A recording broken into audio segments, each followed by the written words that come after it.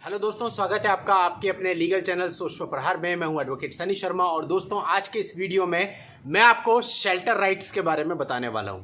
दोस्तों आप में से बहुत सारे लोगों के बहुत समय से कमेंट्स में क्वेश्चंस आ रहे थे कि सर शेल्टर के बारे में बताइए, यानी कि वाइफ का जो रिसाइडिंग राइट होता है उसके बारे में बताइए। और जो कंसल्टेशंस हैं उस पर भी आप लोगों को मैंने देखा बड़े कंफ्यूज थे आप लोग। मतलब कि कुछ लोग ये मान रहे थे कि जो शेल्टर राइट्स है उसके लिए कहीं हमें अपनी प्रॉपर्टी ना देनी पड़ जाए। कुछ लोग ये मान रहे थे कि हम अपनी प्रॉपर्टी को विवाद में डाल देते हैं ताकि उस पर शेल्टर ना मांग सके वाइफ। कुछ लोग ये कह रहे थे हम अपनी प्रॉपर्टी को गिफ्ट डीड कर देते हैं। तो यानी कि अलग अलग व्यूज आपके मन में है और इस पर जो कानून है उसकी सही जानकारी मुझे लगता है कि लोगों तक अभी नहीं है। तो इसीलिए मैं यही सोचते हुए आज का ये वीडियो आप लोगों के लिए लेकर के आया हूँ।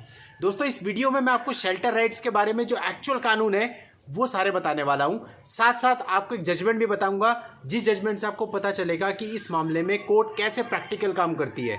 दोस्तों एक होता है कानून जो किताबों में लिखा हुआ होता है, दूसरा है प्रैक्टिकल कोर्ट किस तरह से चलती है। दोनों में बहुत फर्क होता है।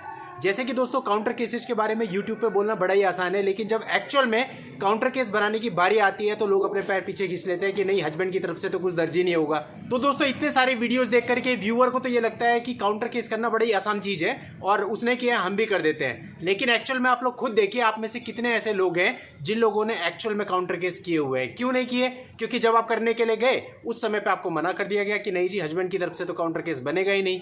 तो कहने का मतलब वही है, प्रैक्टिकल चीज अलग होती है। यूट्यूब पर आकर के 5 मिनट बोलना बड़ा आसान है, लेकिन एक्चुअल में उस काम को करना एक अलग चीज होती है। इसी तरह से दोस्तों कोर्ट्स भी है, किताबों में क्या लिखा हुआ है वो एक अलग बात है, लेकिन कोर्ट काम कैसे करती है वो एक अलग बात है। इसलिए अगर हम ये यूट्यूब वाला ज्ञान या किताबों वाला ज्ञान ज्यादा अपने दिमाग में भरेंगे तो हम उस चीज से बहुत दूर हो जाएंगे कि प्रैक्टिकल काम कैसे होता है। हमारे दिमाग में बैठ जाता है कि जो कुछ हम यूट्यूब पे देख रहे हैं या और सोशल मीडिया पे देख रहे हैं इससे ही कानून चलता है, इससे ही कोर्ट चलती है। तो बहुत बड़ी गलतफहमी में है। इस तरह से कोर्ट नहीं चलती, ना इस तरह से कोर्ट काम करती है। कोर्ट का काम करने का तरीका प्रैक्टिकल बिल्कुल अलग होता है। तो दोस्तों उस तरीके को समझना बहुत जरूरी है। तो दोस्तों ये वीडियो बहुत ही इंपॉर्टेंट है, वीडियो में आखिरी तक बने रहिएगा। चैनल को अभी तक सब्सक्राइब नहीं किया है तो सब्सक्राइब करके नोटिफिकेशन बेल पर जरूर क्लिक कर लें, क्योंकि आप लोगों के लिए ऐसे वीडियो डेली में लेकर के आता रहता हूं। तो चलिए दोस्तों समझते हैं इस पूरी बात को।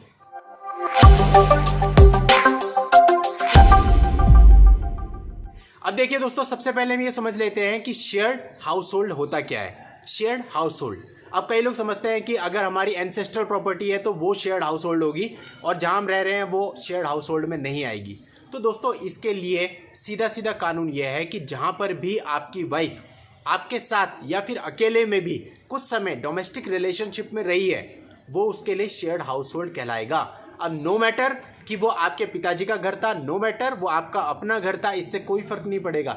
नो मैटर कि वो घर आपने किराए पर ले रखा था, जिस भी घर में आप एज ए डोमेस्टिक रिलेशनशिप कुछ समय के लिए निवास करे हैं वो आपका शेयर्ड हाउस होल्ड काउंट होगा।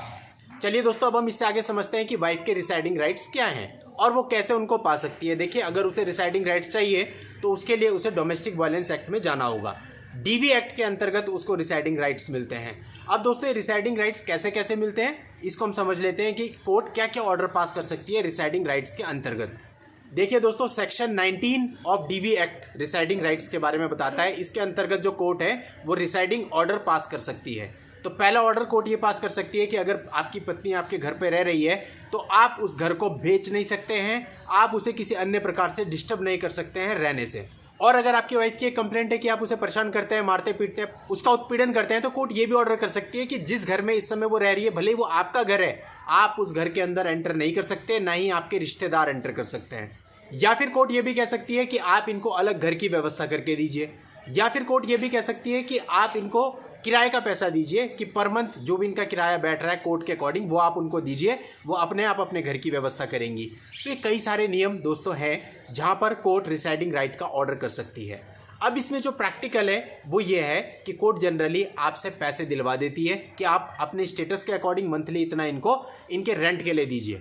अब ऐसा बिल्कुल नहीं है कि वो जिद करने लग जाए कि मेरे को तो इनके इस वाले घर में रहना है, इनका जो मुंबई में वो वाला फ्लैट है उसमें मुझे रहना है। तो ऐसा नहीं है। कोर्ट भी समझती है फिर सारी चीजें कि आप ग्रीडी हो, आपकी जो मंशा है वो सही नहीं है, क्योंकि एक्चुअल में आपको रिसाइडिंग राइट चाहिए तो हम आपको पैसे दे रहे हैं, आप लीजिए। और जो हस्बैंड है वो अपनी तरफ से ऐसे में अपने बचाव के लिए कोर्ट में एक एप्लीकेशन भी लगा सकता है कि वो शेल्टर प्रोवाइड करने के लिए तैयार है, लेकिन उसका जो घर है वो उस पर कई सारी लायबिलिटीज है, वो वहां नहीं दे सकता, लेकिन वो सेम जो भी कोर्ट का ऑर्डर होगा उसके अकॉर्डिंग उसे शेल्टर देने को तैयार है। तो ऐसे में कोर्ट ये देखती है कि सामने वाले आदमी की मंशा गलत नहीं है और वो आपके फेवर में ऑर्डर कर देती है, यानी ऑर्डर कर देती है कि ठीक है आप इसको किराए के पैसे दीजिए, आपको अपनी प्रॉपर्टी में राइट देने की जरूरत नहीं है।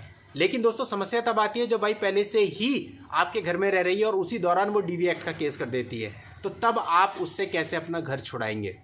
तो इसलिए दोस्तों बेहतर यही है कि यदि आपको ऐसा लगता है कि आप अपने घर को गिफ्ट डीड कर देंगे या फिर बेच देंगे, तो ये काम आप उसके डीवी एक्ट को फाइल करने से पहले ही कर दीजिए। अदरवाइज बाद में आप ऐसा करेंगे तो आप फंस जाएंगे। कोर्ट आपकी इंटेंशन को गलत काउंट करेगी कि आपने कोर्ट की प्रोसीडिंग से बचने के लिए, शेल्टर राइट से बचने के लिए ऐसा किया है। तो ऐसे में फिर आपको मुसीबत झेलनी पड़ सकती है, कोर्ट आपके फेवर में डिसीजन नहीं देगी। इसलिए अगर आपको ऐसी गिफ्ट डीड करनी है या सेल डीड करनी है तो वो उसके मुकदमे को फाइल करने से पहले ही आप कर दीजिए। अब दोस्तों इससे संबंधित दिल्ली हाई कोर्ट ने एक जजमेंट दिया था, उस जजमेंट को भी हम समझ लेते हैं। वहां पे भी शेल्टर की बात आई थी। जो वाइफ थी उसने शेल्टर राइट के लिए डीवी एक्ट में मुकदमा कायम करवाया था। कोर्ट ने सारी चीज़ों को देखते हुए देखा कि जो हस्बैंड है वो न्यूयॉर्क में रहता है और न्यूयॉर्क में उसके पास एक बिल्डिंग है जहाँ से उसको लगभग 2,05,000 रुपये महीने का आता है। और इसके साथ साथ उसने देखा कि जो हस्बैंड है वो 27,000 रुपये कहीं पे किराया भी पे करता है। कोर्ट ने माना कि जब उसका इतना अच्छा स्टेटस है कि उसे केवल किराए से ही 2 लाख रुपये आ रहा है, तो उसकी जो एक्सपेंसेज होंगे वो भी उस रेशियो में होंगे। तो कोर्ट ने मान लिया कि उसके एक्सपेंसेज लगभग 40,000 रुपये मंथली होंगे और उसकी जो इनकम है वो भी ऐसे स्टेटस में 4.5 से 5 लाख रुपए पर मंथ से कम नहीं हो सकती है। और जो वाइफ थी उसकी मंथली इनकम 50,000 रुपये थी।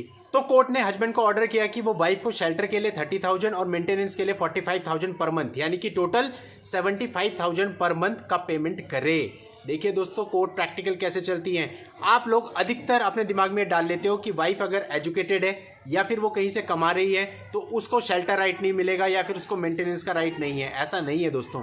कोर्ट आपको भी देखती है, आपकी कमाई को भी देखती है, उसकी कमाई को भी देखती है, दोनों को कंपेयर करती है और दोनों की स्टेटस को इक्वल लाने की कोशिश करती है।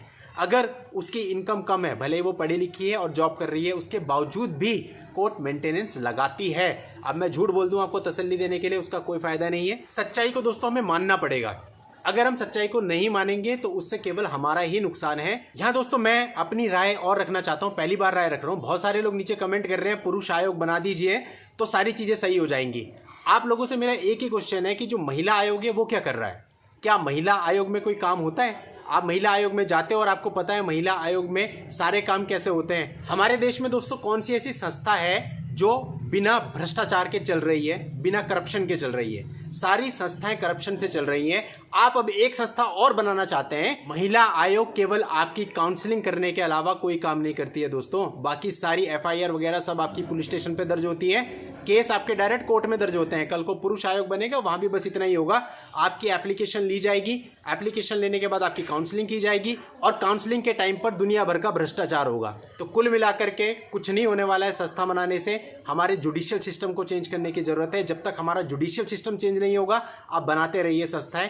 मेरे पॉइंट ऑफ व्यू से कोई बहुत ज़्यादा इसमें फ़र्क नहीं पड़ेगा। ठीक है पुरुष आयोग बन जाता है तो मुझे भी खुशी होगी कि आप लोग इतना चाहते हैं पुरुष आयोग बने, तो चलो बन गया, आपकी इच्छा पूरी हुई। लेकिन उसके आने वाले कॉन्सिक्वेंस क्या है, मेरे हिसाब से जितना मैं समझता हूँ इन चीज़ों को बहुत ज़्यादा फर्क नहीं पड़ने वाला है। बस इतना जरूर है कि पुरुष आयोग के नाम पर बहुत सारे लोग अमीर जरूर बन जाएंगे, क्योंकि होता अपने देश में यही है कि जो किसी के हक की लड़ाई लड़ता है तो लड़ने वाला देखते देखते अमीर हो जाता है और जिनके लिए लड़ाई लड़ी जा रही है वो वहीं के वहीं रहते हैं। इतिहास गवाह है, उठा के देख लें दोस्तों। इतना एक अलग मुद्दा है, जब पुरुष आयोग बनेगा तब देखेंगे उस पर कैसे डील करना है, कैसे बनता है, कैसे काम करता है, उसके बाद ही उसकी परख हो सकेगी वास्तव में। एक्चुअल में अभी फिलहाल हमको कानून जानने की जरूरत है, कोर्ट्स कैसे काम कर रही हैं, क्योंकि पुरुष आयोग का तो पता नहीं 1 साल में बने, 5 साल में, 10 साल में।